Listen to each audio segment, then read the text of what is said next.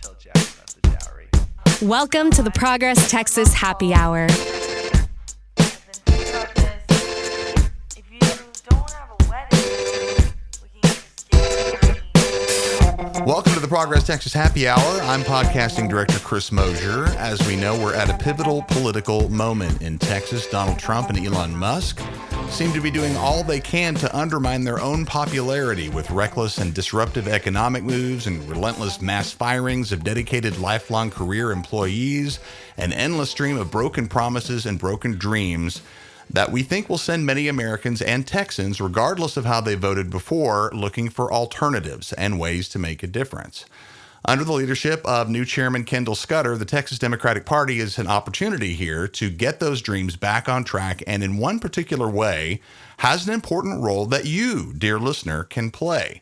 In voting districts in all of Texas's cities and counties, pretty sure all of them, there are vacancies in the job of Democratic Party precinct chair. This is the party position that's most directly in contact with everyday Texas voters.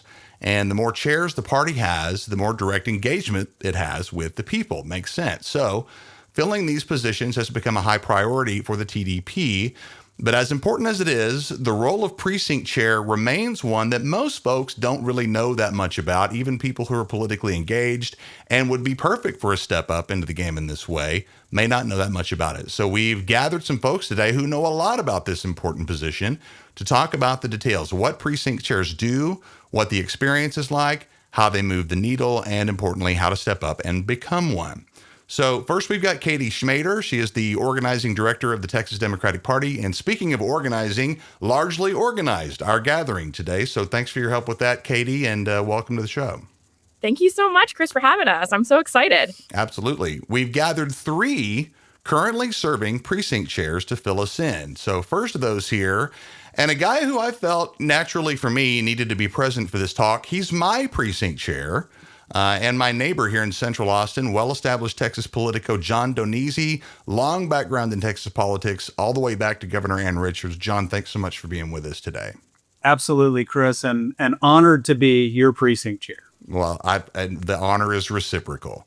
And next, nearby Austin in Hutto, Texas, Angel Carroll serves as precinct chair for Precinct 490 in Williamson County. Passionate community activist, nonprofit leader based in Central Texas, president of the Black Austin Democrats, and vice president of the Williamson County Young Democrats. Angel, welcome to the pod. Thank you so much. I'm happy to be here to be a precinct chair in the community that raised me. Awesome. And last but not least, Joanne Beltran is a precinct chair in Corpus Christi, 10 years in that role, lots of block walking, event organizing, and fundraising along the way. It's great to have a Corpus voice on today. That's awesome. So welcome, Joanne. Thank you. Thank you for inviting me. Absolutely.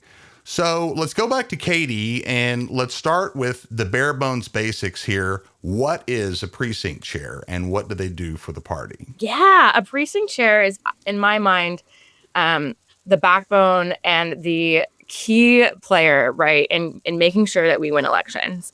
Between the work that a precinct chair and a county chair does, we need folks on the ground. So these are folks that represent their community. A precinct is the smallest political map, if you will. There are usually anywhere between 4 to 1,000, depending on what county you live in. And these precincts basically break into roughly about 1 precinct chair per about 5,000 people. Your job as a precinct chair is to be a part of the party infrastructure, right, and to make decisions. Some of the most important decisions in Texas Democratic politics have been made by precinct chairs. You can just look at what happened in Harris County just last year with Sylvester Turner. Precinct chairs made that decision. And they had the ability, right, to vote for who the next person was going to be to replace Congresswoman Sheila Jackson Lee. So that was really crucial. I think in addition to that, when we think about how we can represent everyday Texans, precinct chairs are on the ground talking to folks every day, year in and year out. It doesn't have to be an election to talk to folks and to really build community. And in a world, right, where Democrats and working Texans are really looking for that community building and to be part of something, the precinct chairs are an introduction to that. They get to bring folks in and really build the team that's going to win us elections up and down the ballot. Right on. Great stuff. So let's go around the horn to our current precinct chairs. And Angel, I'd like to start with you on this one. Tell us what the role requires of you in basic sort of terms and what your experience has been like being a precinct chair. Yeah, so in basic terms, my number one goal is to maximize Democratic votes in my precinct. I show up to our executive committee meetings that we have once a month. And as elections are coming up, not just statewide and national, but our local races are coming up, just activating my neighbors. So knocking on doors, asking if they're registered to vote. And if not, getting them registered, inviting them to community events, getting them plugged in with different Democratic clubs that might pique their interest, because we know that people are interested in different things, and really just engaging and showing them that the Democratic Party is active and engaged in Williamson County. Very cool. Same question to you, John. And of course, I have the experience of John, again, being my precinct chair, getting emails and that kind of contact from John on a pretty regular basis. Talk about what that role, what's the basics of doing it in your district. Well, I think Angel knocked it out of the park there and described it really well, and in a good chronological order. I mean, first, the key aspect we need to have is enthusiasm and drive, right? And a desire to improve our community and improve the state. We do that by finding people who are not registered to vote, people who have moved into our precinct. I have 3,700 registered voters in Precinct 201 here in Central Austin. We produce a good turnout, but we need to improve that. We always need to be improving that. So registering people to vote, organizing them. You've seen the results of that, Chris, through emails, texts, and just finding ways to engage with people, get them excited about being a part of the process. Very good. And that's interesting. You know, our neighborhood here in Central Texas sees quite a bit of churn, people moving in and out. And so that's bound to be something you also have to keep up with. That's right. When you have, people leaving the list and coming on the list. Joanne, give us the Corpus Christi view. What's it like being a precinct chair down there? Well, been a precinct chair for a few years already, and it's just trying to get the vote out, trying to get people excited about, voting. The thing is that a lot of times, yes, there's some local things going on, but the main thing is that our county is they're more in the lower income residents, and so they feel that nothing is going to affect them nationwide. Of course, now they're seeing the difference, after this recent election. So we just try to get them excited about trying to get to vote. That's hard. And a lot of times what we do is we try to make sure that they have everything that they need to vote, correct information, and especially a ride to go vote. A lot of times that's the problem. And a lot of times they don't know that they can vote by mail, and they don't know the deadlines, things like that. So we try to basically get down to the nitty gritty of individual folks, out here. Right on. And I think these responses, definitely portray that there are some variances in what the lift is like, depending on where this chair happens to be serving. Mm-hmm. New TDB chair, Kendall Scudder, he's got a great phrase that he's been using regarding this particular role. And I think it applies to a lot of challenges that we face in our lives. And that is leave your imposter syndrome at the door.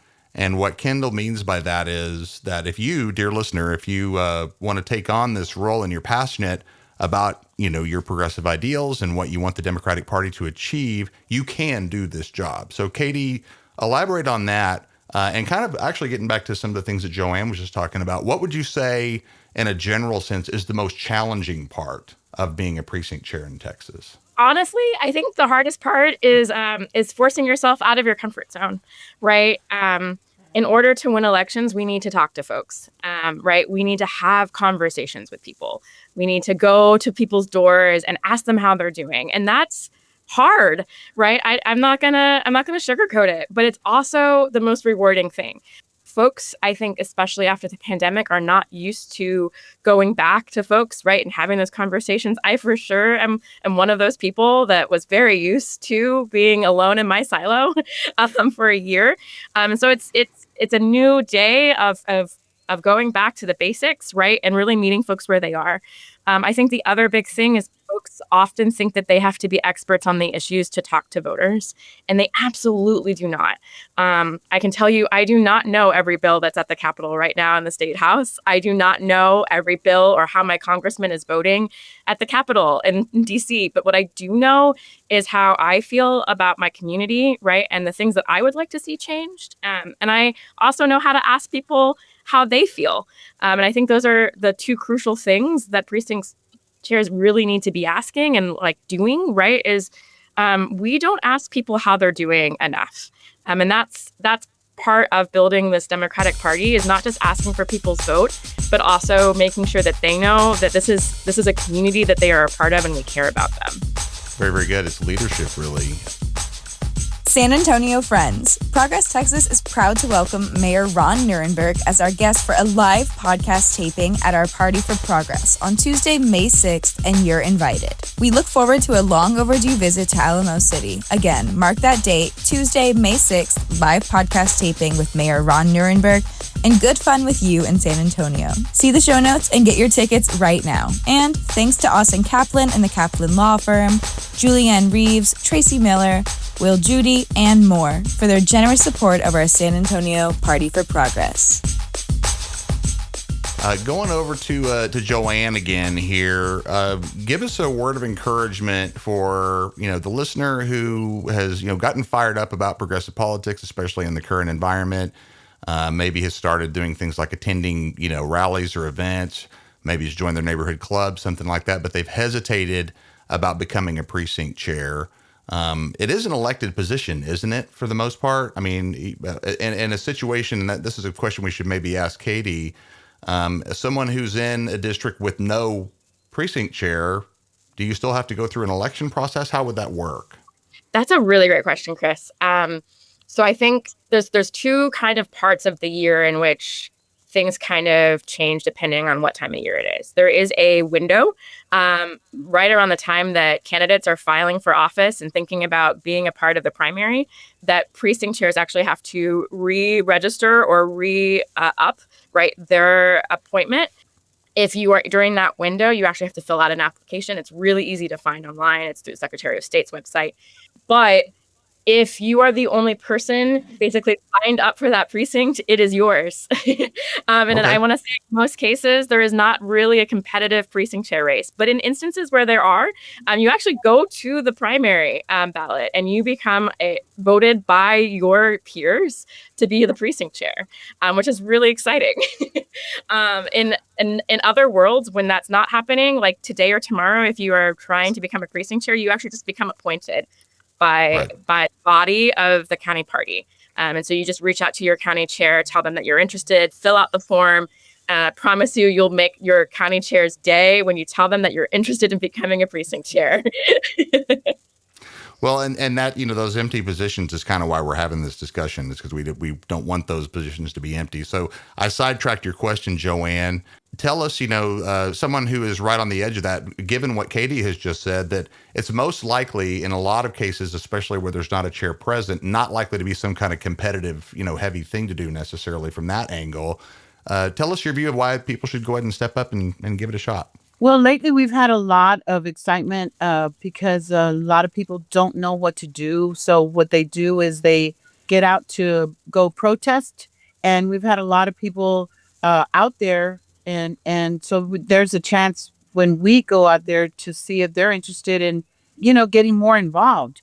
And this is when we're trying to pick up precinct chairs. We're in a county that has 130 some odd precincts, and only half are filled. So that's why we need all the help we can get, trying to get more precinct chairs. Yes, we did have a couple of runoffs, but that was very rare that happens.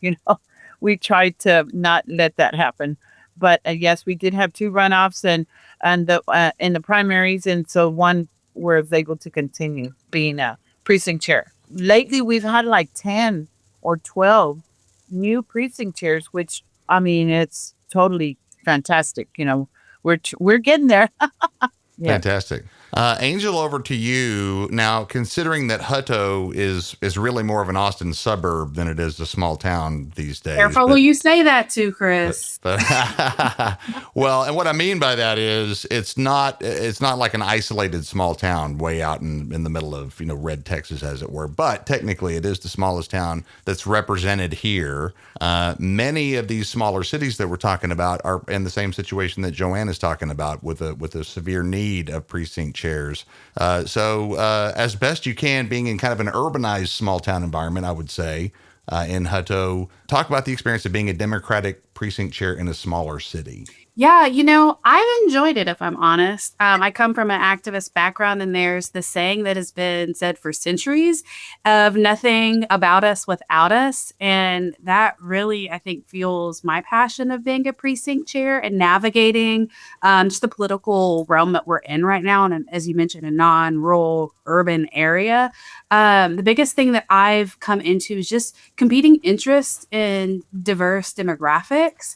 And that's America, right? So for me, it's really building relationships. Katie had said that earlier, right? So finding out what makes someone tick, what sparks their interest, and continuing to build that relationship. And that has done wonders for me as a precinct chair. And just starting those conversations and getting folks plugged in and building that trust. I have a neighbor who I absolutely adore, Connie. She just turned 77 a couple months ago, and we have whiskey about every two or 3 months about local politics. And that's a good friend right there. Right. And to me, that's like one of the favorite, I will say, one of my favorite parts about being a precinct chair. But knocking on doors in my complex, we're seeing a lot of complexes pop up in these suburban areas. And we need precinct chairs who live in these areas that aren't afraid to go talk to their neighbors and get those conversations going. And so my biggest thing, what I would suggest and encourage anyone that's like, I want to get active, this is the best first step to get plugged in.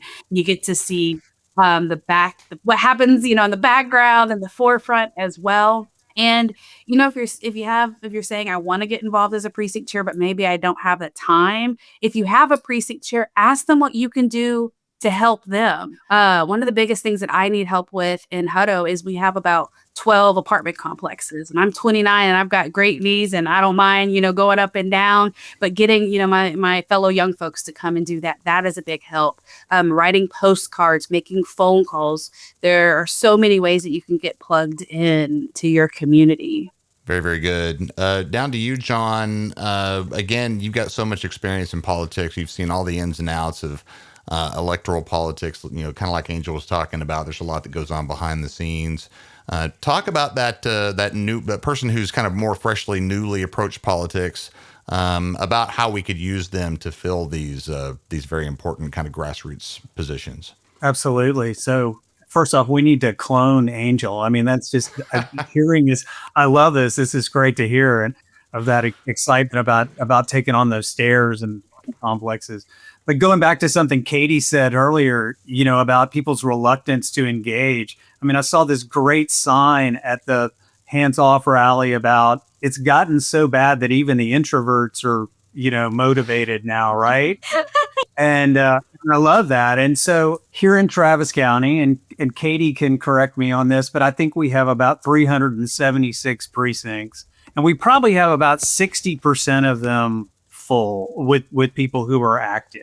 And even if you do have a precinct chair, there's so much excitement, engagement now, where people, they want to do something beyond doom scrolling and, eating their emotions or whatever. They see all this horrible stuff that's going on. They want to do something. So even if you do have a precinct chair, reach out to your precinct chair and say, how can I help? What can I do? Plug me in. If not, reach out to the local party and see if there's a precinct chair that's serving in the position that you're in, and that's your opportunity. So it's really just a great opportunity to plug into an existing system and make a difference. Very good. You know, we talk in political circles on the Democratic side for sure about the role that fun has in our politics, and that we really should be getting some degree of enjoyment from doing work and being engaged in, you know, interactions with other people that we think are going to move the needle positively in a way that will help out our country politically. And so this has been a great conversation. So let's kick it back to Katie. As the organizing director, our listener today is fired up. They're ready to go. They're going to do it. They want to do it. What's the next move for that person? The next move is to reach out to the county party or to your state party. I can even drop an email. It's organizing@txdemocrats.org. And that is a way, tell me that you're interested, and we will make sure that you're plugged in. We always look up to our elected officials to see the change in our community, right? We say we're going to elect, Democrats, and we're going to make sure that change happens. But this position is all about change in our community, bringing folks the things that they need. You do not have to elect, a council member or a senator, right, to change in your community, to see that change, to ensure that people have access to public education, to fix the roadblocks in the street, right, to get an extra stop sign to protect people's kiddos. Like, these are things that you as a precinct chair can advocate for and bring that change to your community in the immediate. We don't have to wait. We can do this tomorrow. Organizing@txdemocrats.org. It's my email address. Send me an email and tell me you're interested. Katie Schmader with the Texas Democratic Party, Precinct Chairs Joanne Beltran, Angel Carroll, and John Donese. Everybody, thanks so much for the great work that you're doing that we've been talking about, and also for making some time for us today. We appreciate it. Thank you so much, Chris. Thanks so much. Thank you. Our mission at Progress Texas is to counter the conservative disinformation machine, but they far outmatch us in funding. Oil and tech billionaires and religious right-wing activist groups spend a lot of money keeping their audiences in the dark. If you've come to appreciate the light we shine on important political news in Texas on a daily, ongoing basis, please note that our regular, everyday listeners form a key component of our funding. If that's you, we could use your support as a monthly contributor, and no amount is too small. Go to progresstexas.org/donate. Thanks to Scott Lyford, Janet Gilmore, and Pete Schenken, all of whom have joined the team lately. We appreciate all of you very, very much. Go to progresstexas.org to learn more. Thanks for listening, y'all, and we'll catch you next time.